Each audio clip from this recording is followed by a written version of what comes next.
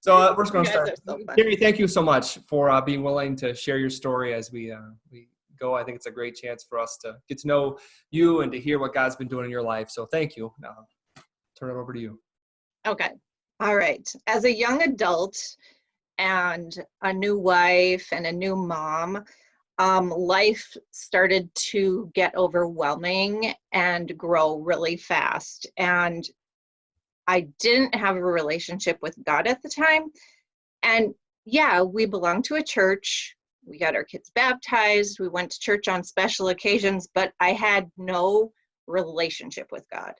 I had no conversations with him outside of church, and I didn't ask for anything from him. I didn't know what he would want with me. So the stresses of life and parenthood and began to mount, and my children's lives got bigger, and I took it upon myself to just like hold their lives in my hands, feeling like I was the only one responsible for like every aspect of their life. And that got really heavy, really fast. And I remember at some point feeling like it was so heavy that it was just like pushing me into a hole in the ground, and I was just gonna like disappear. And it started unraveling me even physically from the inside. It was making me sick. It was making me ball up into a corner and cry. And for years, I hid it from everyone, even my husband, and thinking it was something that was wrong with me. And realize that was 20 some years ago, and mental health wasn't what it is now. So once it started making me physically ill, I couldn't hide it anymore. You know, Paul had picked me up off the ground way too many times, and we tried medication and different things, but nothing was working. Granted, in hindsight, God was knocking on my door the whole time. And I see now the little bits and pieces of him just kept plugging away at me, thinking, come on, girl, let me in, let me in. And finally, when I did open the door for him, the flood just came, and I was in this time of just change, and I would sing the good Father out loud and just bawl, and to feel his presence in me, it was just something I had needed for my whole life. And looking back now, I can't believe I didn't have him there. I can't imagine how things might have been different for me. So one of my first women's Bible studies was Ephesians on the armor of God. And I remember first learning about how to trust him and the tools he had for me to deal with the stress and the anxiety and the physical effects it had on me. And I would stand in front of the mirror, even like I was a superhero, and I would put on my armor, and I would put on my belt, and I would put on my helmet, and I would stand with my sword, and you know, it was a great visual of all of that power that he gave back to me. And I learned I could let go of my children's lives, and that he could love them more than I do even, and that he even cared when they're finally left me and went out into the world, that he would care for them. And that was hard to trust him with that, but it was necessary for my health And each moment still of each day is a choice to continue trusting him. I use a thankful prayer every day to remind me of everything I do have that's positive in my life, even though the negatives want to scream out at you. And I don't think that the thankful thoughts can exist with the stress at the same time in your head. I really think those thankful thoughts just push out all the negative. And I really find it helpful to have reminders everywhere, on my fridge, on the bathroom mirror, everywhere, of the messages that God gives us and reminds us to trust him. Karie, has your life always been a struggle with these kind of feelings? Or you spoke a lot about when you had kids and in your married life. Is that anything that you felt earlier in your life also? I do think in hindsight, I can see myself stressing even as a child. So I do think that there's probably some sort of genetic component to it. Even as a child, we didn't really have relationships with God in our house. I mean, we were good people. We did good things, but we were pretty good at ignoring those kind of things. Do you have any favorite scriptures or songs or any other helpful little tools for when you find yourself going back towards anxious thoughts or fears? I like to visualize God holding me and me being able to just like let go, like physically just let go of everything, and he can just hold me like a father. And I can just let go.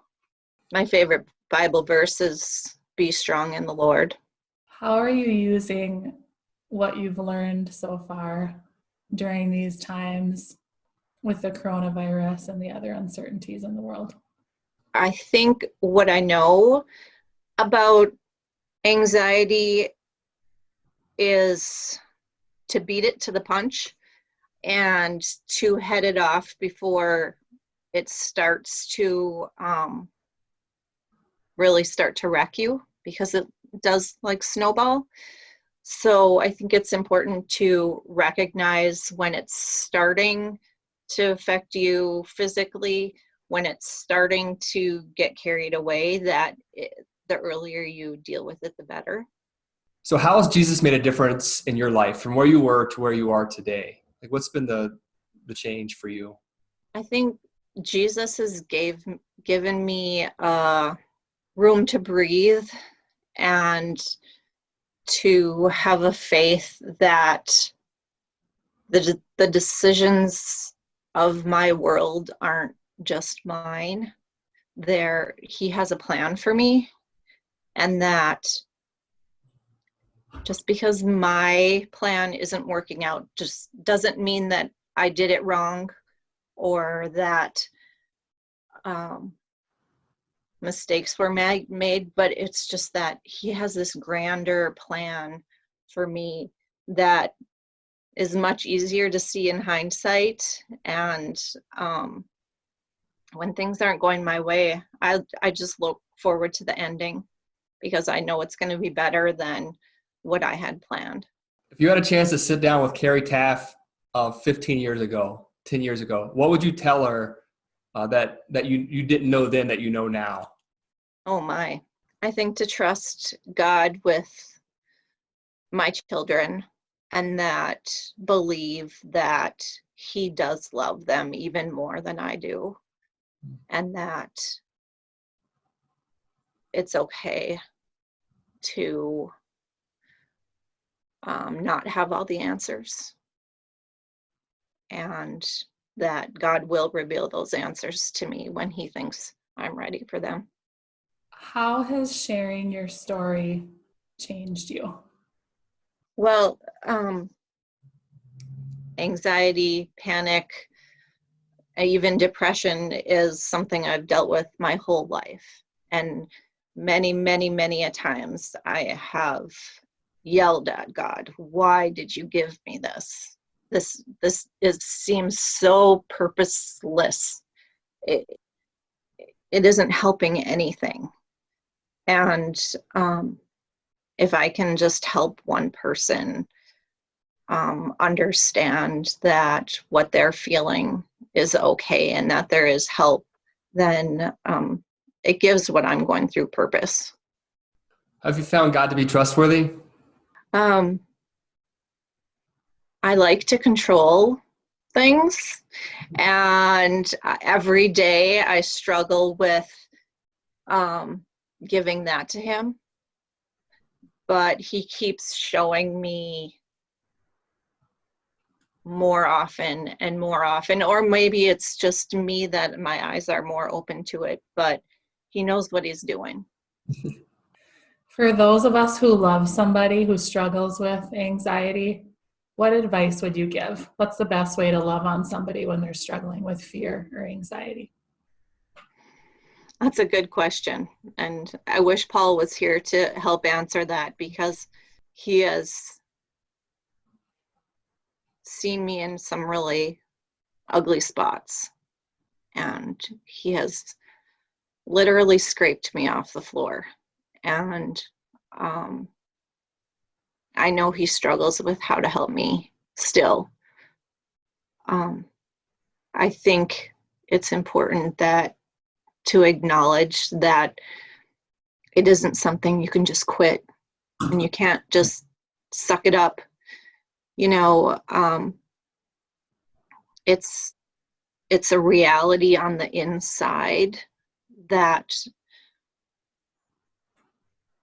can't just be ignored. I think to not give up on that person that's dealing with the stress and anxiety, because it can really feel like you're really alone in that, and to not let them feel like they're alone in that.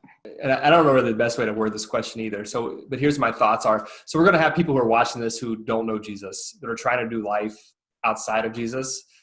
And I guess the question of mine is, what would you say to them? Right? Like, where's the hope in who Jesus is? That's what Easter's all about. It's why we have a story to share, is because Right. God has done for us. So where's the hope? What would you say to someone who is trying to go through life without Jesus? If I could go back and tell my 20-year-old self that you need Jesus, because this life is way too hard to shoulder on your own, that's what I would tell myself. And my life with Jesus now is so much more enjoyable, and he has opened my eyes up to so many beautiful things that are in my life, and has allowed me to recognize those beautiful things instead of focusing on the negative. Why do you think it's important for us to share our stories with our church family? I want people to know that mental illness is real, and it's not just on the inside, it affects you physically, and I'm sure it affects the family and the loved ones of the person with the mental illness too. But it's real. It's mounting now in our society with what we're going through. I think it's easy to show up to church on Sunday, you know, with your hair done and your best dress on, and to act like you've got it all figured out, and for the reality be that on the inside you can be dying without a relationship with Jesus. And regardless of what your hair looks like or your dress looks like, He's going to love you, and he wants you. What would you say was the first step toward healing for you? I had to get to a really low spot where I had exhausted all the other options, and I was grasping for straws as to how to survive what I was going through, and letting go. I think I was holding on to life so hard, the life that I thought I was managing on my own. And I just had to let go and let him be in control. Like if you had to go one parting shot, what matters the most, the one thing you want people to take away from this, what would be the one thing that if they hear nothing else, what's the one thing you want them to hear from your story? God's unconditional love, that he wants more for you than you could even imagine wanting for yourself. And he's got great things planned that you might not think you deserve, but you do. Something like that.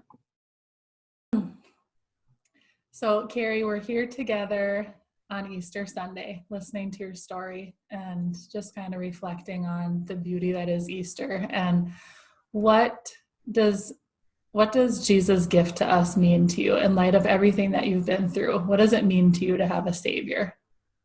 It means that no matter that I didn't acknowledge him for the first half of my life, and no matter the bad choices I made, he still wants me, and he wants the best for me, and he won't give up on me. That's what his saving grace is to me. That's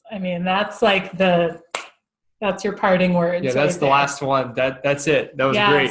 That no matter what we do, he chose us. Like it was a gift for us, not because of what we did, but because of what he did. Mm-hmm. Yes. Beautiful.